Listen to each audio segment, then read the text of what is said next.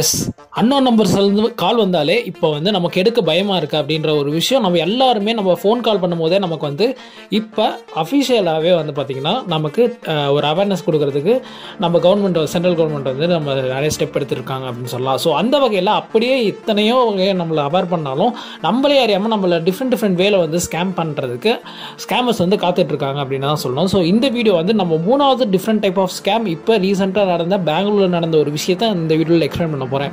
So இந்த scam பற்றி பார்க்கறதுக்கு முன்னாடி நம்ம ஆல்ரெடி வந்து ஜம்பர் டெபாசிட் ஸ்கேம் அப்புறம் டிஜிட்டல் அரெஸ்ட் ஸ்கேம் அப்படின்ற 2 விஷயம் தான் நம்ம ஆல்ரெடி வீடியோவில் போட்டிருந்தோம். ஸோ அந்த ஸ்கேம் பற்றின அவேர்னஸ் உங்களுக்கு இல்லைனாலும் தயவு செஞ்சு அதையும் பார்த்துருங்க. அட் த சேம் டைம் இந்த அவேர்னஸையும் நீங்கள் நிறைய பேருக்கு இதை வந்து ஸ்ப்ரெட் பண்ணுங்கள்.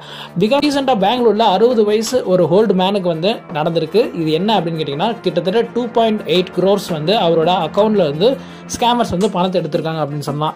ஸோ இதில் பேசிக்காக அவங்க எப்படி உங்களை கம்யூனிகேட் பண்ணியிருக்காங்க அப்படின்னு கேட்டிங்கன்னா வாட்ஸ்அப் மூலமாக தான், த்ரூ கால். ஓகே, ஸோ பொதுவாகவே ஒரு பேங்க்லேருந்து இவங்க கால் பண்ணுற மாதிரி கால் பண்ணுறாங்க. ஸோ இவங்களுக்கு நடந்த இஷ்யூ வந்து பார்த்திங்கன்னா சிட்டி பேங்க் அப்படின்ற பேங்க்லேருந்து கால் பண்ண மாதிரியும் உங்களுக்கு நாங்கள் ஒரு கிரெடிட் கார்டு கொடுக்க போகிறோம் அப்படின்ற ஒரு விஷயத்தை வந்து சொல்கிறாங்க. ஸோ உங்களோட கிரெடிட் ஸ்கோர் எல்லாமே நல்லா இருக்கிறதுனால நாங்களே உங்களுக்கு ஒரு கிரெடிட் கார்டு இஷ்யூ பண்ண போகிறோம். ஸோ அதுவும் இல்லாமல் உங்களுக்கு ஒரு நியூ ஃபோனும் கொடுக்க போகிறோம் அப்படின்ற ஒரு விஷயத்தையும் சொல்கிறாங்க.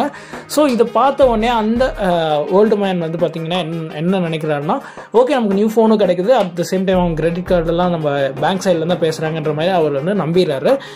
அதுக்கப்புறம் என்ன பண்ணிட்டாங்கன்னா அவங்க த்ரோ ஃபோன் கால்லேயே அவங்க வந்து இன்ஸ்ட்ரக்ட் பண்ணுறாங்க, உங்களுக்கு வந்து இந்த டேட்டில் வந்துட்டு வரப்போகுது. ஸோ அந்த ஃபோனோடைய உங்களுக்கு வந்து ஒரு நியூ சிம் நாங்கள் தரப்போகிறோம். அட் த சேம் டைம் வந்து பார்த்திங்கன்னா உங்களோட கிரெடிட் கார்டும் நாங்கள் தரப்போகிறோம் அப்படின்ற ஒரு விஷயத்தையும் சொல்கிறாங்க.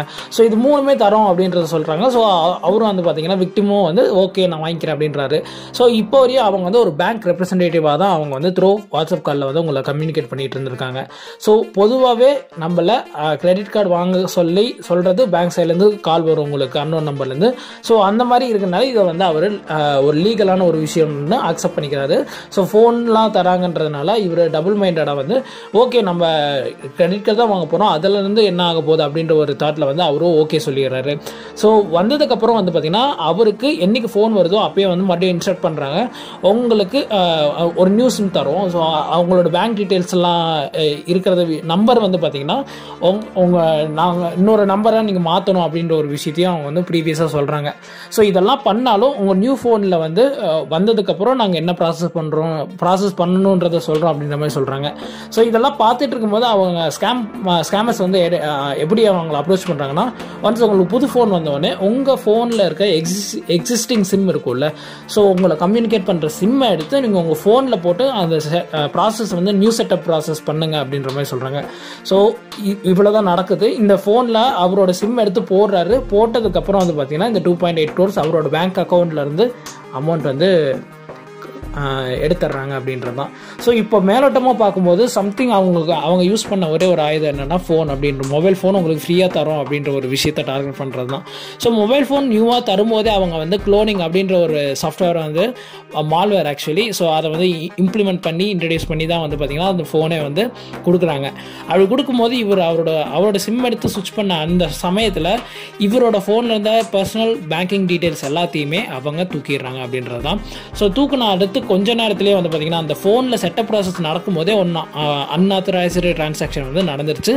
அவர் அக்கௌண்ட்லேருந்து 2.8 crores வந்து தூக்கிட்டாங்க அப்படின்றது தான். பட் இந்த விஷயமே அவேர்னஸ் ஆகினது அவருக்கு 1 வாரம் கழிச்சு தான் அப்படின்றாங்க. பிகாஸ் இந்த ஸ்கேம் நடந்ததுக்கு முக்கியமான காரணம் அந்த ஃபோன் தான். அந்த ஃபோனில் அவரோட சிம் போட்டதுக்கப்புறம் அந்த டீட்டெயில்ஸ் எடுத்தது மட்டும் இல்லாமல் பேங்க் சைட்லேருந்து வந்த எல்லா மெசேஜுமே அவங்களுக்கு ரிசீவ் ஆகலை, அந்த புது ஃபோனில் ரிசீவ் ஆகலை. அது எல்லாமே அந்த ஸ்கேமர்ஸ் ஹேண்டில் பண்ணிகிட்டு இருந்த ஒரு விஷயத்தில் அவங்களுக்கு மட்டும்தான் அந்த டீட்டெயில்ஸ் ஓடிபியாக இருக்கட்டும் இல்லை மெசேஜஸாக இருக்கட்டும் எல்லாத்தையும் ரிசீவ் பண்ணியிருக்காங்க. இதுக்கான முக்கியமான அவங்க யூஸ் பண்ண ஒரு விஷயம் வந்து மால்வேர் க்ளோனிங் அப்படின்ற ஒரு விஷயத்தை சொல்கிறாங்க. ஸோ பொதுவாகவே அந்த ஃபோனில் க்ளோனிங் ஆப்பை வந்து மால்வேர் வந்து இன்ஸ்டால் பண்ணியிருக்காங்க. ஸோ அது பண்ணதுனால ஆட்டோமேட்டிக்காக சிம் போட்ட அடுத்த செகண்ட் வந்து பார்த்திங்கன்னா அந்த ஃபோனில் இருந்து பேங்க் டீட்டெயில்ஸ் எல்லாமே வந்து ஸ்கேமர்ஸ் கைக்கு போயிடுச்சு அப்படின்ற ஒரு விஷயத்தை வந்து சொல்கிறாங்க.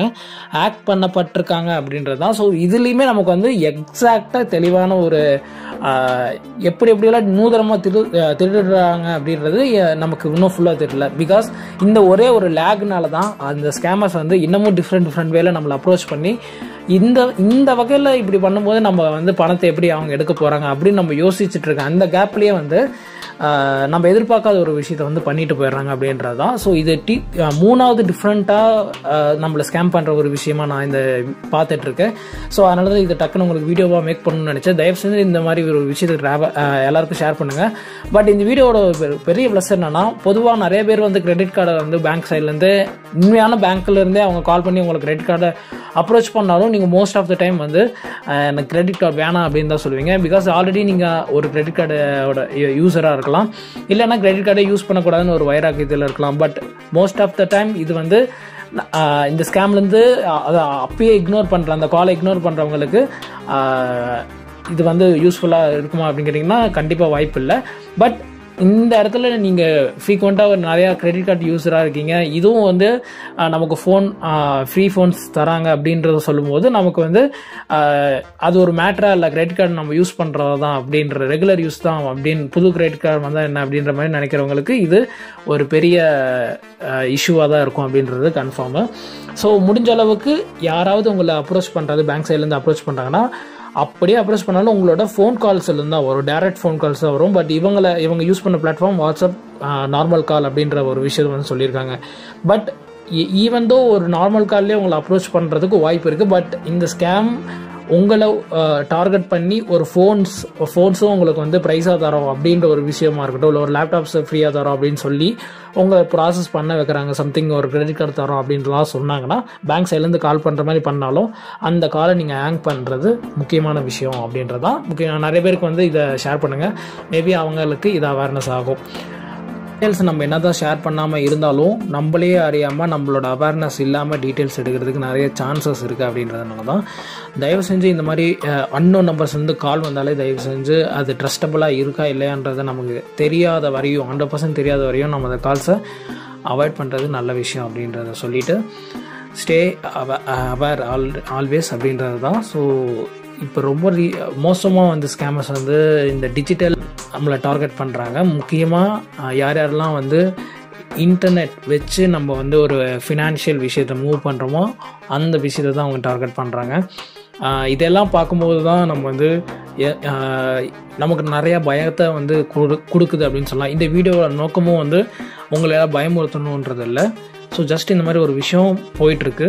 நான் இதுவரையும் ரீசெண்டாக பார்த்த சில விஷயத்தில் இது ரொம்பவே வந்து பல்காக வந்து நம்மளை ஸ்கேம் பண்ணுறதுக்கு அதிகமான சான்சஸ் இருக்குது. ஸோ இதெல்லாம் பார்க்கும்போது நமக்கு இதே பேட்டர்ன்லையோ இல்லை இதை கொஞ்சம் மாடிஃபை பண்ணுற மாதிரி நமக்கு பண்ணால் கண்டிப்பாக நம்ம வந்து கொஞ்சம் தெளிவாகிடலாம் இது ஸ்கேமராக இருக்க வாய்ப்பு இருக்குன்னு. ஸோ அந்த ஒரே ஒரு காரணத்துக்காக தான் இந்த வீடியோஸ் மேக் பண்ணிட்டுருக்கோம். தயவு செஞ்சு பி அவேர். நெக்ஸ்ட் வீடியோ உங்களை சந்திக்கும் மாதிரி நான் உங்களை சேர்ந்தோம்.